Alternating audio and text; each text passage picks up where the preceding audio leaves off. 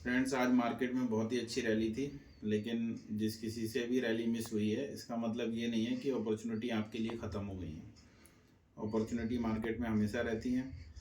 हाँ, मतलब अगर जो भी बंदा एंगेज था, लॉस बियर करके पेन झेल रहा था, उसके लिए तो आज बहुत ही रिलीफ मिला होगा, क्योंकि मार्केट लगभग 3% के समथिंग रिवाइव हुई है। और म्यूचुअल फंड में इन्वेस्टेड हो या इंडिविजुअल स्टॉक्स में, तो रिलीफ तो उसको मिलेगा काफ़ी। लेकिन स्टॉक का एनालिसिस करेंगे।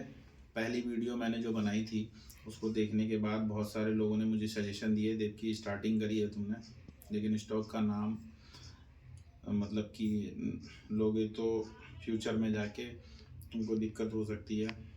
तो मतलब स्टॉक का एनालिसिस करेंगे, लेकिन अभी मेरा सब्सक्रिप्शन बेस बहुत ज़्यादा नहीं है, बहुत छोटी सी फैमिली है, बहुत कम लोग ही चैनल को सब्सक्राइब किया हुआ है, अधिकतर फ्रेंड सर्कल या फिर रिलेटिव लोग ही हैं।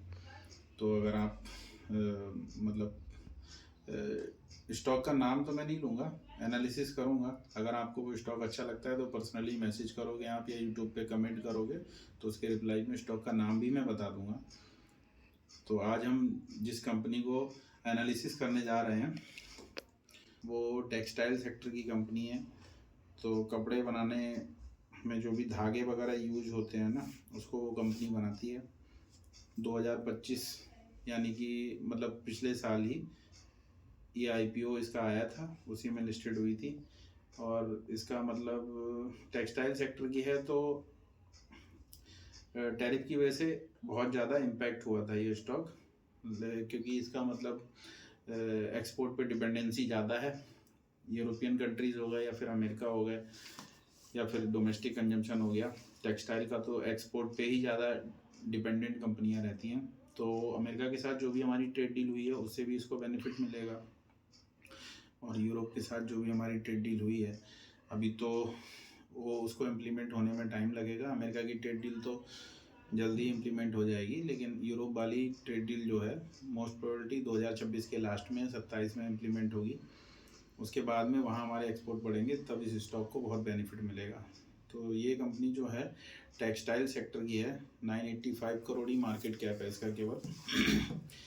करंट प्राइस 371 रुपीज़ है, और स्टॉक का पी 16.9 है, और इंडस्ट्री पी 19.6 है। मतलब ऑलमोस्ट फेयर वैल्यूड ही है, मतलब ओवर वैल्यूड तो बिल्कुल भी नहीं है।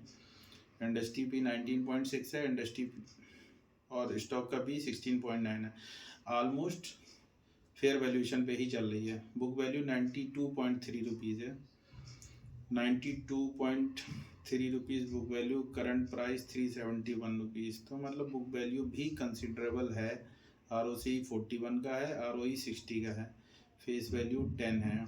मतलब फर्दर स्प्लिट हो सकता है। अगर स्टॉक का प्राइस बहुत ज़्यादा हो जाएगा तो मैनेजमेंट इसको स्प्लिट कर सकता है। प्रोमोटर होल्डिंग बहुत डिसेंट है, 65.2। प्लेज्ड बिल्कुल भी नहीं है।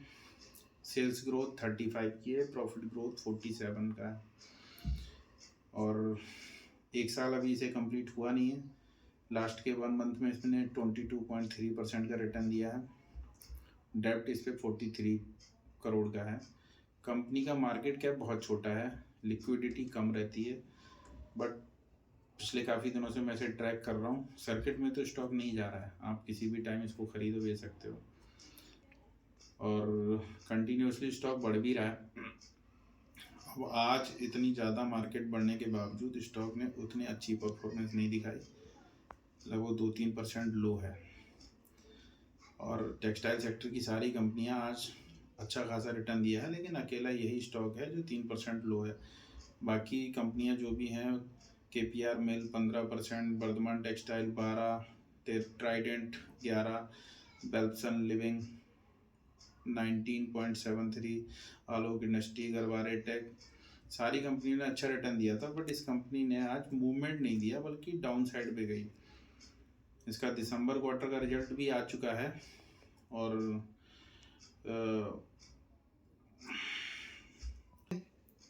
कंपनी की बैलेंस शीट में हम देखेंगे तो मार्च के बाद सितंबर में इक्विटी कैपिटल 27 का है, मार्च में 20 का है। मतलब कंपनी काफ़ी इक्विटी डाइल्यूट कर रही है। नए शेयर इशू करके। रिजर्व इसका बहुत ही अच्छे से बढ़ा है, 68 करोड़ मार्च में था और सितंबर में 219 करोड़ है।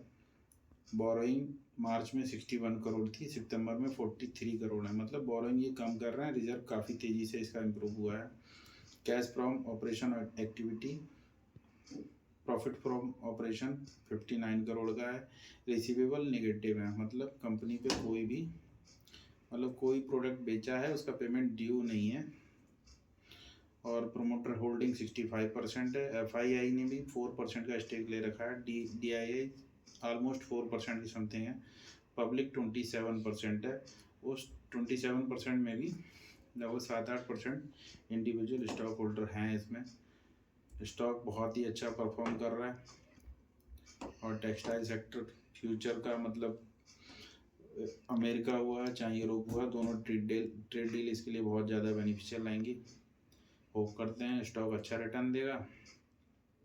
आप इन्वेस्टमेंट करें। कंपनी का नाम तो मैंने नहीं बताया, उसके लिए आप अगर यूट्यूब वीडियो के नीचे कमेंट करेंगे तो मैं रिप्लाई कर दूंगा, क्योंकि मैं बहुत ज़्यादा अभी सब्सक्रिप्शन नहीं है जो इंडिविजुअल किसी को ट्रैक ना कर पाऊँ। एक व्यूज़ मैं काउंट कर रहा हूँ, तो शायद आपके कमेंट का भी रिप्लाई मैं जल्दी कर दूँ। कंपनी बहुत डिसेंट है और आप इसमें कुछ अमाउंट लगा के फ्यूचर इन्वेस्टमेंट के लिए होल्ड रख सकते हैं। मार्केट कैप ज़रूर कम है, लेकिन सेक्टर अच्छा है, ग्रोथ अच्छी है, तो आप कुछ ना कुछ इन्वेस्टमेंट इसमें कर दें। मैंने भी किया हुआ है, मेरे भी कुछ पैसे लगे हुए हैं। बाकी सब डिपेंड करता है कि कंपनी कैसे ग्रो होती है। ज़्यादा पैसा नहीं लगाना है, लेकिन पोर्टफोलियो का 2 या 5% रुपया तो इसमें लगा सकते हैं।